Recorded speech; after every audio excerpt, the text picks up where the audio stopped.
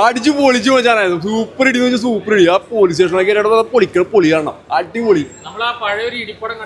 ആ ഒരു ഫീലാണ്. ആ പഴയ ആ സാറൊക്കെ തിരിച്ചു വരണം. ഇത് ശരിക്കും പറഞ്ഞാൽ എന്റർടൈൻമെന്റ് നല്ലൊരു മൂഡാണ് ശരിക്കും പറഞ്ഞാൽ. അല്ലാണ്ട് ഈ പ്രേമവും മാങ്ങാത്തൊലിയൊന്നും അല്ല. നല്ല കിഡിലെ ഇടി എന്ന് പറഞ്ഞാൽ പാച്ച പാച്ച ഇടി, അടിപൊളി. കലക്കിയിട്ടില്ലേ, പൊളിയല്ലേ, അടിപൊളിയല്ലേ. കിണ്ടലടി വെച്ചാറേ പൊളി. അടിപൊളി അടിപൊളി ഫൈറ്റ്, അടിപൊളി അടിപൊളി ഫൈറ്റ്, അടിപൊളി ഫൈറ്റ്. കിൻഡൽ എന്നാണ് പറയാൻ നിർത്തിയുള്ളൂ. അടിപൊളി അടിപൊളി അടിപൊളി. പഴയതിനേലും കുറേ കൂടി സ്ട്രോങ് ആണ്. കുഴപ്പമില്ല, സൂപ്പറായിരുന്നു. സൂപ്പർ ഫിലിമാണ്, കണ്ടിരിക്കാൻ പറ്റും നന്നായിട്ട്. പടം സെറ്റാണ്. ഫൈറ്റൊക്കെ നല്ല അടിപൊളിയായിട്ടുണ്ട്. പിന്നെ ഇടുക്കി എല്ലാം ഷാജി കൈലാസിൻ്റെ സ്ഥിരം ശൈലി എല്ലാം വന്നിട്ടുണ്ട്. സംഭവമൊക്കെ അടിപൊളിയാണ്. ഒരുപാട് ലെയറുള്ള തിരക്കഥയാണ്. അപ്പോൾ ഒരുപാട് മൾട്ടി സ്റ്റാർ വരണ്ട്.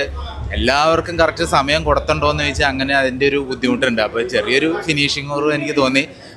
ബാക്കി എന്തുകൊണ്ടും ഒരു 7.7 ഒക്കെ നമുക്ക് കൊടുക്കാവുന്നതാണ് പടത്തിന്.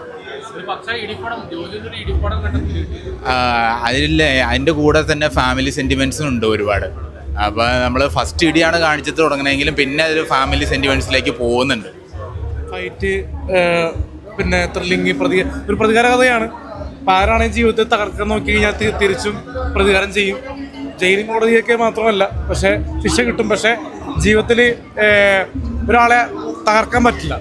തകർത്ത് കഴിഞ്ഞാൽ തിരിച്ചു തകർക്കാൻ പറ്റുമെന്ന് ഒരു പ്രതികാര സിനിമയാണ്.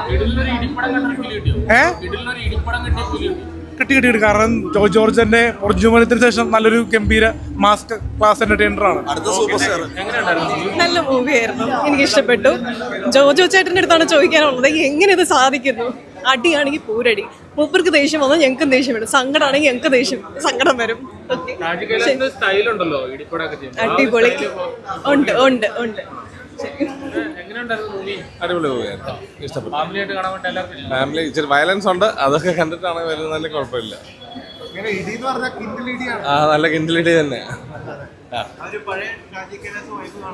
ആ ഒരു വൈബൊക്കെ ഇത് കീപ്പപ്പ് ചെയ്തിട്ടുണ്ട്. ഓക്കെ, ഒരു റിവെഞ്ച് സ്റ്റോറിയാണ്. പടം കുഴപ്പമില്ലാന്ന് പറയാനുള്ളൂ, അല്ലാണ്ട് പറയാനില്ല. പണ്ടത്തെ സ്ക്രിപ്റ്റ് ഒക്കെ ഇല്ല, അതൊക്കെ ഇങ്ങനെ ഒന്നുകൂടി ഇങ്ങനെ ഇതില്ലേ അങ്ങനെ കൊണ്ടുവന്ന് തട്ടിക്കൂട്ടി കൊണ്ടുവന്ന് കിൻഡിലിടിയൊക്കെയാണ്. പക്ഷെ നമുക്കൊരു ഇമ്പാക്റ്റ് ഇല്ല. ഒരു മൂവ്മെന്റ് ഒക്കെ മറ്റേ പറയൂലേ, അങ്ങനത്തെ ഒരു മൂവ്മെന്റ് ഇല്ല, ഹൈ മൂവ്മെന്റ് ഒന്നുമില്ല. ഷാജി കൈലാസ് കേൾക്കുമ്പോൾ നമുക്ക് മാസ് ഇടി പ്രതീക്ഷിച്ചിരിക്കും. മാസ് ഇടി, ഞാൻ പറഞ്ഞില്ലേ, മാസ് ഇടി പ്രതീക്ഷിച്ച് നമ്മൾ ജോജി ജോർജിന്റെ സിനിമ കാണാൻ ധൈര്യമായിട്ട് കാണാം. കാരണം അത്രയും സ്ക്രീൻ പ്രസൻസ് ഉള്ള മമ്മൂട്ടി, മോഹൻലാൽ, സുരേഷ് ഗോപിയൊക്കെ കഴിഞ്ഞ് കഴിഞ്ഞാൽ ഇത്രയും പ്രസൻസ് ഉള്ള ഒരു നടൻ മലയാളത്തിൽ ഇപ്പോൾ ആരുമില്ല. കാരണം ഒറ്റയ്ക്ക് നിന്ന് കഴിഞ്ഞാൽ കയ്യടി കൊണ്ടുപോകാൻ പറ്റുന്ന ഒരു നടനാണ്. സ്ക്രീനിലേക്ക് വന്നു കഴിഞ്ഞാൽ അയാൾ മാത്രം മതി, ബാക്കിയുള്ളവരെല്ലാം ബ്ലറായി പോകുന്ന ഒരു നടനാണ് ജോജി ജോർജ്. ഫീലുണ്ട്, പക്ഷെ നമ്മൾ ഒരുപാട് പ്രതീക്ഷകളൊന്നും വേണ്ട. നിരാശയല്ല, ഒരുപാട് പ്രതീക്ഷകൾ വേണ്ട. ഭയങ്കര ഒരു സിനിമയായിട്ടാണ് നമ്മൾ തിയേറ്ററിലേക്ക് വരേണ്ടത്. പക്ഷെ എന്നാൽ നമുക്ക് കണ്ടിരിക്കാം.